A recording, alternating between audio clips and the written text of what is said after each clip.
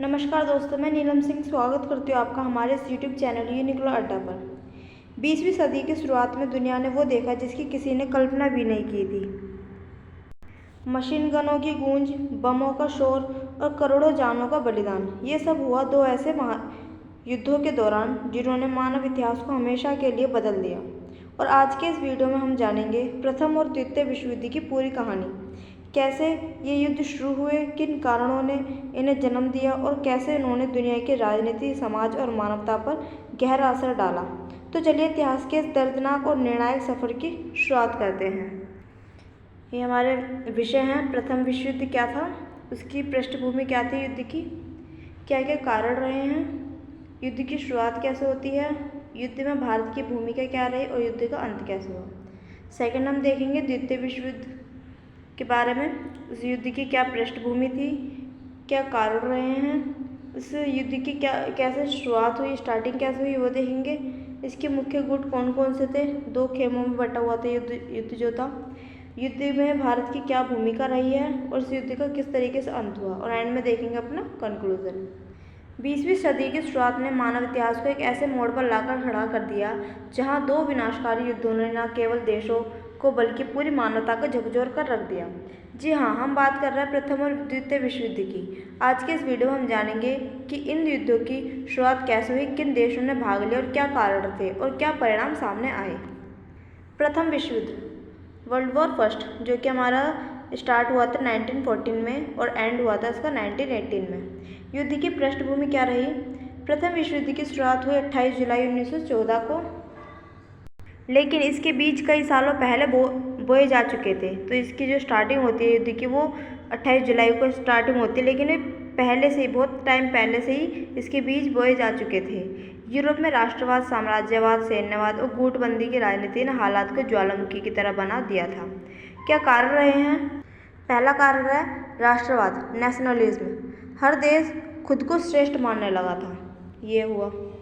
सैन्यवाद, militarism, बड़ी बड़ी सेनाएं और हथियार तैयार हो रहे थे। गठबंधन, अलायंसेस, दो मुख्य गुट बन चुके थे, ट्रिपल एंटेंट, ब्रिटेन, फ्रांस, रूस, और triple alliance, Germany, Austria, Hungary, Italy. तो दो गुट बन चुके थे इस युद्ध के टाइम पर। एक तरफ थे ब्रिटेन, फ्रांस, रूस और एक तरफ थे जर्मनी, ऑस्ट्रिया, हंगरी, इटली। ये दो खेमों में बट चुका था। आखिरी चिंगारी ऑस्ट्रिया के राजकुमार आर्चड्यूक फ्रांज फर्डिनैंड की हत्या सरायेवो में एक सर्ब राष्ट्रवादी द्वारा कर दी गई थी। तो ये सब हमारे कारण हैं युद्ध के होने के। युद्ध की शुरुआत कैसे होती है। ऑस्ट्रिया ने सर्बिया पर युद्ध की घोषणा की।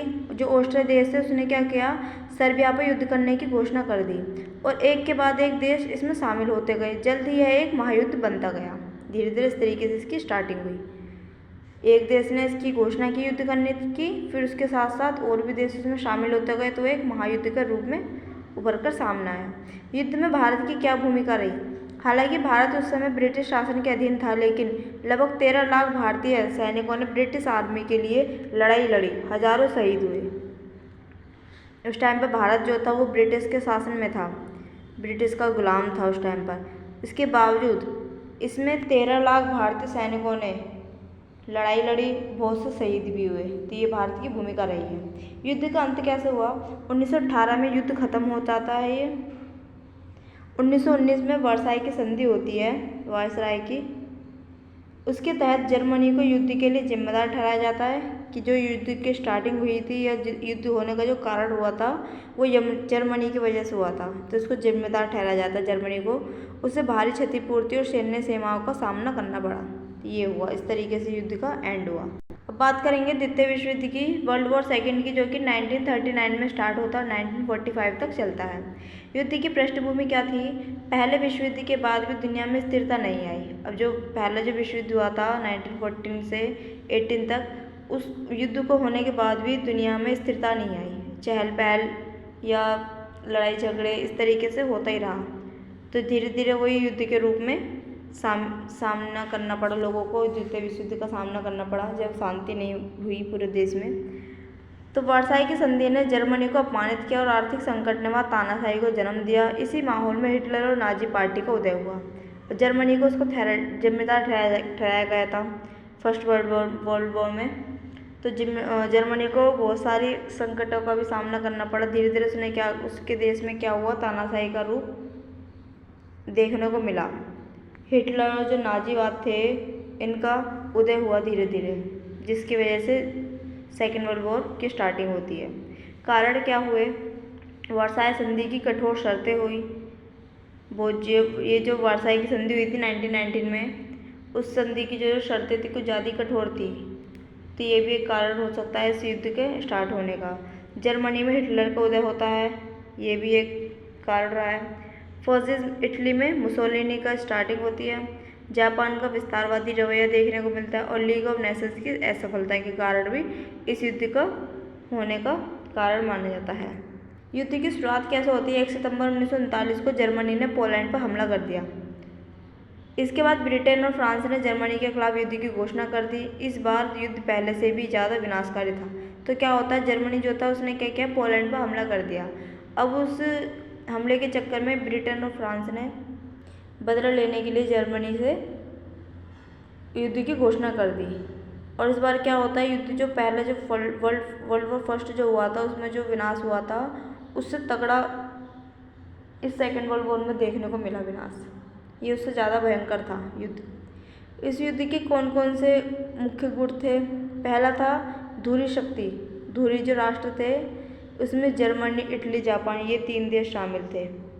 दूसरी ओर थे सामने जो पार्टी थी वो थी मित्र राष्ट्र। इसमें हो गए ब्रिटेन, फ्रांस, अमेरिका, सोवियत संघ, चीन, ये सारे देश शामिल थे। तो ये 2 पार्टियां थी जिनके बीच युद्ध लड़ा जा रहा था। 1941 में जापान ने पर्ल हार्बर पर हमला किया और जिससे अमेरिका युद्ध में शामिल हो गया। अब अमेरिका का शामिल होने का क्या कारण रहा कि जापान जो था, ध्रुव शक्ति जो था, इसने मित्र राष्ट्र के अमेरिका जो शक्ति है मित्र राष्ट्र में था, इस पर क्या कर दिया, हमला कर दिया था। इसके एक जगह पर अमेरिका के पर्ल हार्बर पर हमला कर दिया जापान ने, जिसकी वजह से अमेरिका को इसमें शामिल होना पड़ा। अब इस युद्ध में भारत की क्या भूमिका रही, भारत ने फिर से ब्रिटिश सेना के लिए लाखों सैनिक दिए। इस बार भारतीय स्वतंत्रता आंदोलन भी तेज हुआ क्योंकि अब भारत को स्वतंत्रता चाहिए थी। नेताजी सुभाष चंद्र बोस ने आज़ाद हिंद फौज बनाई और जापान का साथ लिया। इस तरीके से भारत इसमें शामिल हुआ। युद्ध का अंत कैसे होता है, 1945 में जर्मनी ने आत्मसमर्पण कर दिया और हिटलर ने आत्महत्या कर ली। हिटलर का इसका ज़्यादा दबदबा था जर्मनी के ऊपर, तो जर्मनी ने क्या करा, अपना आत्मसमर्पण कर दिया, मतलब उसने हार मान ली और हिटलर जो था उसने आत्महत्या कर ली। वहीं अमेरिका ने जापान के हिरोशिमा और नागासाकी जो देश हैं, 2 शहर हैं जापान के, हिरोशिमा और नागासाकी, इन पर अमेरिका ने परमाणु बम गिरा दिए। जर्मनी ने भी आत्मसमर्पण कर लिया और द्वितीय विश्व युद्ध इस तरीके से समाप्त हो गया।